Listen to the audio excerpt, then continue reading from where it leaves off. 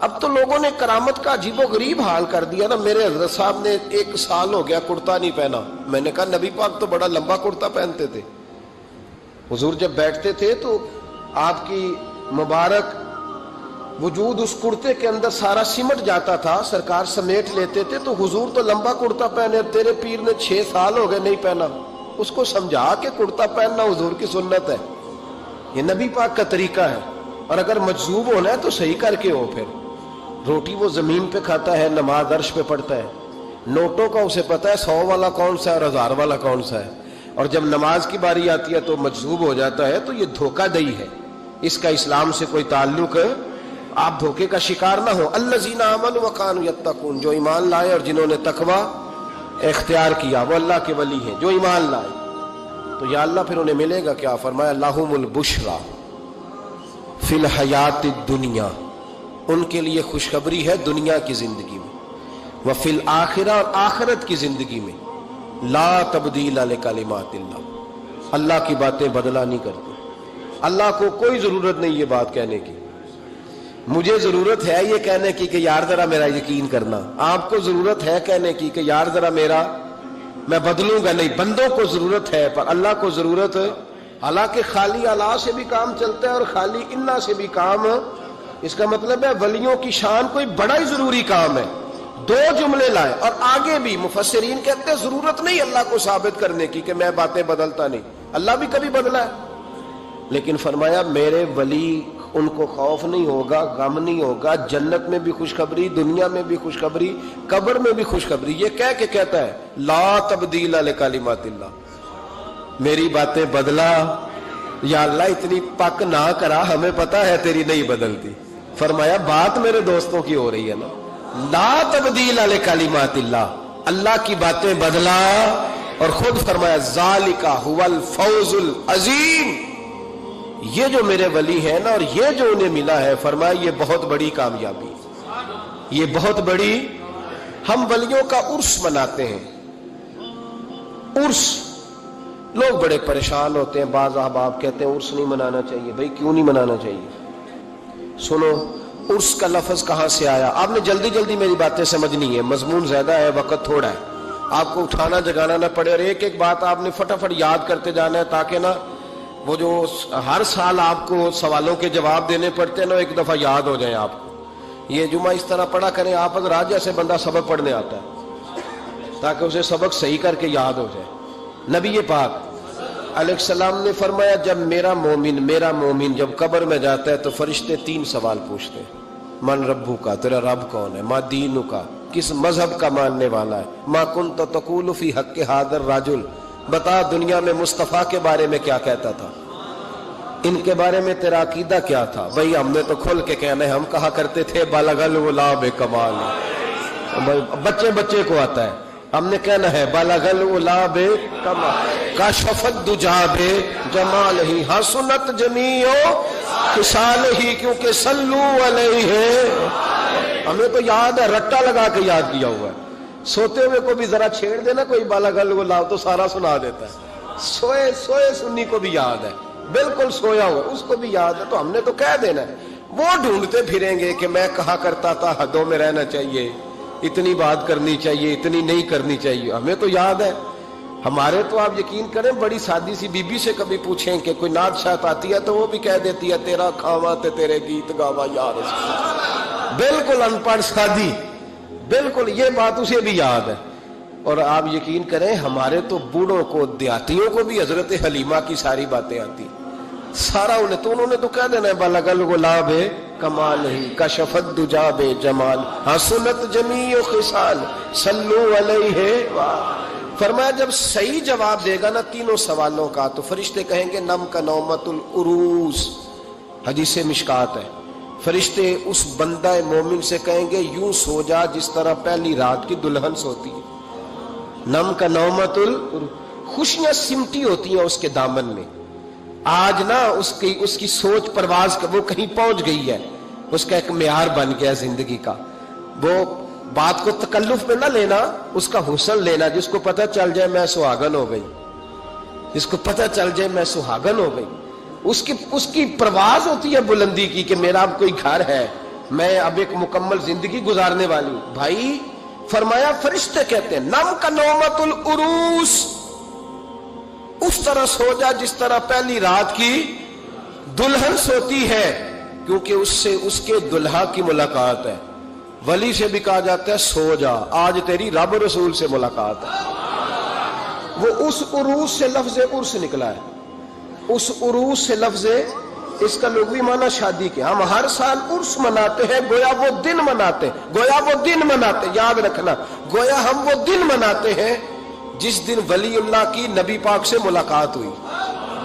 ہم ہر سال وہ، میری بات کی سمجھ آ گئی آپ کو؟ عرس والا لفظ کا مسئلہ حل ہو گیا. اب آگے چلیں. کہتے ہیں ہر سال کیوں مناتے ہو؟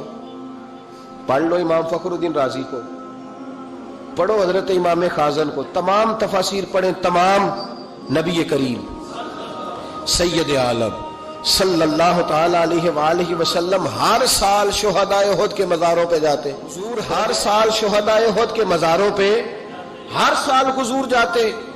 قریب تھا نا احد کا پہاڑ، مہینے کے بعد چلے جاتے. ہر روز جاتے کو منع تو نہیں نا بھائی، لیکن نبی پاک کیا کرتے؟ ہر سال جاتے. حضور کا وصال ظاہری ہوا تو حضرت ابو بکر صدیق بھی ہر سال جاتے.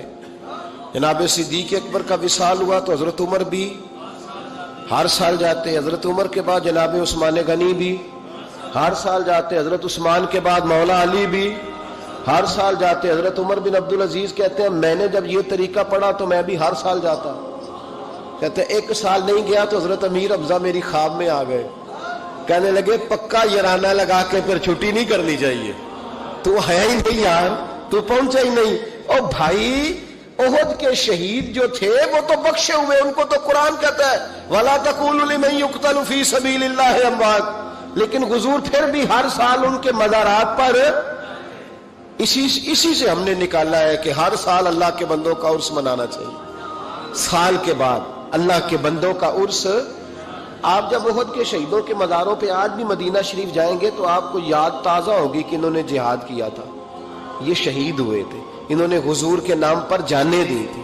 جب سال کے بعد داتا صاحب کا عرس آتا ہے تو یاد بھی آتا ہے کہ یہ شہزادہ غزنوی سے چلا، گھر چھوڑا، کاروبار چھوڑا، بال بچے چھوڑے، رشتہ دار چھوڑے، کوئی نہیں تھا داتا صاحب کا لاہور میں. راوی کے کنارے 1000 سال پہلے جب لاہور میں آبادی بھی کوئی نہیں تھی، داتا علی اجمیری آ کے بیٹھے، پتے کھایا کرتے تھے. کہتے میں درختوں کے پتے کھاتا، راوی کا پانی پیتا. لوگ کہتے علی اجمیری گزارا کیسے ہوگا؟ فرمانے لگے جس رسول کے دین کے لیے آیا ہوں وہ مدد بھی فرما دیں گے. جب سال کے بعد ان کا عرس منایا جاتا ہے تو ان کی خدمتیں یاد آتی ہیں نا. خواجہ اجمیری کا عرس منایا جاتا ہے تو ان کی خدمتیں یاد کی جاتی ہیں. مجدد صاحب کا عرس منایا جاتا ہے تو خدمتیں، اعلیٰ حضرت فاضل بریلوی کا عرس منا کے ان کی خدمات کو یاد کیا جاتا ہے. تو سال کے بعد والا مسئلہ بھی حل ہو گیا. عرس میں ہوتا کیا ہے؟ تلاوت ہوتی ہے، اس کے بعد خطاب ہوتا ہے، پھر اس کے بعد کیڑی شے نجائز دے چو دسو چھڑ دینے جڑی نجائز. تلاوت نہ کریں تسی بول دے نہیں، نہ کریں. پوچھ لینا مولانا صاحب سے کہ قرآن شریف پڑھا کریں کہ رہنے دیں. اور نعت شریف بولے ہمارا تو گزارا ہی نہیں. بالکل یقین کریں جس دن نعت نہ سنے وہ رات گزرتی نہیں. غذا ہے، روح کی غذا ہے نعت. بغیر نعت کے چل ہی نہیں سکتا. مسلمان اور حضور کا نام لینے والا بغیر نعت کے چل جائے ہو ہی نہیں سکتا. تقریر خطاب نہ کریں جو حضور کی سنت ہے. نبی پاک نے فرمایا سب سے بہترین مسلمان ہی وہ ہے جو کھانا زیادہ کھلائے اور سلام پہلے لے. تو کھانا نہ کھلائے، حضور کے طریقے پہ عمل نہ کریں. کہتے ہیں جی کچھ باتیں غیر شرعی آ گئی ہیں، کچھ باتیں لہذا عرس بند کر دینے چاہیے. یونیورسٹیوں میں لڑکے اور لڑکیاں اکٹھے پڑھتے ہیں، شرعی ہے کہ غیر شرعی ہے؟ بول کے بتائیں یار. تو یونیورسٹیاں بند کرانے کا فتویٰ کیوں نہیں دیتے مولانا صاحب؟ صرف عرس ہی بند کرانے ہے نا غیر شرعی یونیورسٹیوں کی تعلیم، کیونکہ لڑکیاں اور لڑکے اکٹھے نہیں پڑھ سکتے، اس لیے کہ نبی پاک علیہ السلام نے فرمایا جہاں مرد عورت اکٹھے ہو وہاں تیسرا شیطان ہوتا ہے. تو آپ ہر جمعے میں تقریر کیوں نہیں کرتے یونیورسٹیوں کے خلاف؟ ہر جمعے عرس کے موقع پر تقریریں کرتے، عرس بند کرو. بھائی کسی جگہ کوئی غیر شرعی بات شامل ہوگی تو غیر شرعی چیز بند کرائی جائے گی، عرس بند نہیں کرایا جائے گا، ڈھول بند کرایا جائے گا، تماشے بند کرائے جائیں گے، فضولیات بند کرائی جائیں گی، غلط حرکتیں بند کرائی جائیں گی، عرس بند۔ عرس تو میرے بھائی فیض کا ذریعہ ہے، عرس تو فیض کا ذریعہ ہے، یہ کیے جائیں گے، یہ منائے جائیں گے، اولیاء اللہ کے تذکرے۔ اور دیکھو کان ادھر سے نہیں پکڑتے، ادھر سے پکڑتے، کہتے ہیں ہم جی برسی کرتے ہیں۔ تو برسی کس سے ابھی کی منائی گئی تھی بتاؤ؟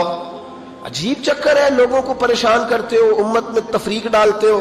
میرے عزیزو، رسول پاک علیہ الصلوۃ والسلام کے امت کے جو اولیاء ہیں ان کے آراس منائے جاتے ہیں، اس میں جو غیر شرعی چیزیں ہیں وہ بند کی جائیں گی، وہ نکالی جائیں گی، ختم کی جائیں گی۔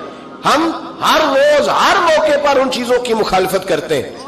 اعلیٰ حضرت فاضل بریلوی رحمت اللہ تعالی نے فرمایا عرس پہ جاؤ قرآن پاک پڑھو۔ اب مرید یہ سمجھتا ہے کہ یہ پیٹی امرود کی لے جاؤں گا تو مجھے فیض زیادہ ملے گا، تلاوت نہیں کرتا پیر صاحب کے لیے، بالکل سپارہ نہیں کھولتا، یہ کام نہ مجھ سے کراؤ، وظیفہ نہ پڑھاؤ، درود شریف نہ پڑھاؤ، کہتا پیٹی ایک لے لو میرے سے امرود کی، اسی پہ گزارا چلاؤ۔ او خدا کے بندے کو حضرت مجدد الفسانی رحمت اللہ علیہ کا عرس ہوتا ہے، اب بھی جس کو موقع ملے جا کے ہندوستان میں سران شریف دیکھ لے، کوئی نعت نہیں، کوئی تقریر نہیں، صرف قرآن پاک پڑھا جاتا ہے۔ ان کے صاحبزادے کہتے ہیں میرے ابا جی کو قرآن پاک سے پیار ہی بڑا تھا، جو میرے والد کی قبر پہ آئے قرآن پاک پڑھے۔ بہت سارے مزاروں پہ ہم جاتے ہیں، میں جس علاقے کا سفر کرتا ہوں، میرے اساں فرمایا کرتے تھے وہاں کا ولی اس علاقے کا سربراہ ہوتا ہے، پہلے اسے سلوٹ کرو۔ میں جاتا ہوں جس علاقے میں جاتا ہوں اس علاقے کے ولی کے مزار پہ جاتا ہوں۔ میں چشتیاں گیا، مہار شریف خواجہ نور محمد مہاروی رحمت اللہ علیہ کے مزار پر میں نے حاضری دی، آپ یقین کریں کلیجہ پھولوں کی طرح ٹھنڈا ہو گیا۔ جو جہاں غلطیاں ہیں وہ تو لوگ روز بیان کرتے ہیں، پر جہاں اچھائیاں وہ بھی تو بیان کرنی چاہیے نا۔ خواجہ صاحب کے مزار کی چاروں جانب بیٹھ کے بچے قرآن پاک کی تلاوت کرتے ہیں اور سارا دن قرآن پڑھا جاتا ہے۔ مدرسہ خواجہ